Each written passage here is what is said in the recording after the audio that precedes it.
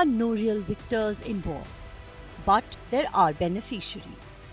Israel-Hamas war, which has been going on for a year now, has seen many losses, beginning with October 7, when Hamas caught Israel off guard and carried out a deadly attack.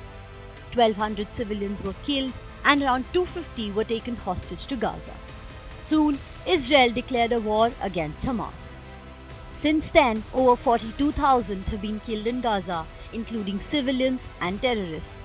Thousands have been injured, millions have been displaced. Economies around the world have been affected. Spillover effects have been witnessed in Syria and Iraq. Now, with Iran getting involved in the theatre of war, its proxies including Yemen's Houthis and Lebanon's Hezbollah are directly engaging with Israeli forces. One man who, despite all the international pressure, has remained firm in his resolve to eliminate Hamas is witnessing a surge in his popularity in Israel.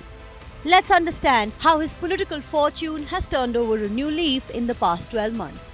For almost a year now, Netanyahu has been under fire for several reasons. First, his popularity took a major hit when Israel witnessed the deadliest attack since Holocaust under his leadership. Serious questions were raised about his political survival. Secondly, people in Israel have been highly disappointed with the way he has handled the hostage crisis. Moreover, rising death toll in Gaza is something that's not sitting well with a lot of Israelis. And thirdly, his coalition partners have not always been on the same page as him when it comes to his war strategy. As a result, weekly anti-Netanyahu protests have become a common sight in the country. And even before the Hamas attack, the wartime Prime Minister was facing criticism over judicial reforms.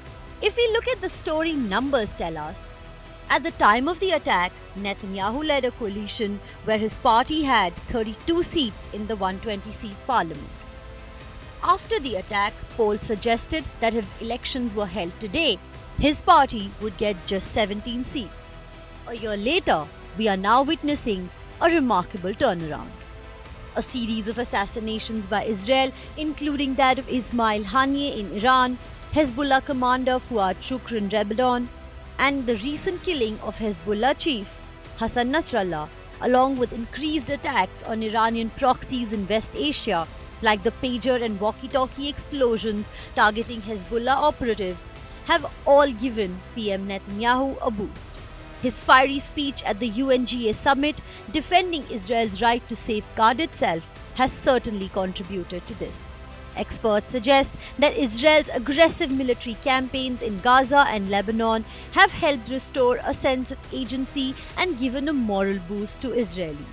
A poll released on Sunday by Israel's Channel 12 showed that Likud would win 25 seats were elections to be held today. This means that it would emerge as the largest party in Israel. Another survey shows that Netanyahu currently enjoys 38% support. In addition, his former rival Gideon Sa'ar joining his coalition government has also provided some stability to his government. Now those partners in his government who have been threatening to bring the government down will have less power over him. Also, for Netanyahu, broader political support is the need of the hour, when Israel could face multi-front war in West Asia. Israel's long-serving leader has certainly restored his personal image of Mr. Security. But a few challenges remain. Israeli forces have launched a ground operation in Lebanon and is conducting strikes in Syria as well. So the question arises that is Israel equipped to deal with so many war fronts all at once? Because if this move backfires, the blame will certainly come on the Israeli Prime Minister. Another challenge comes from the International Court, which could put Israel and Prime Minister Benjamin Netanyahu on trial for charges of genocide.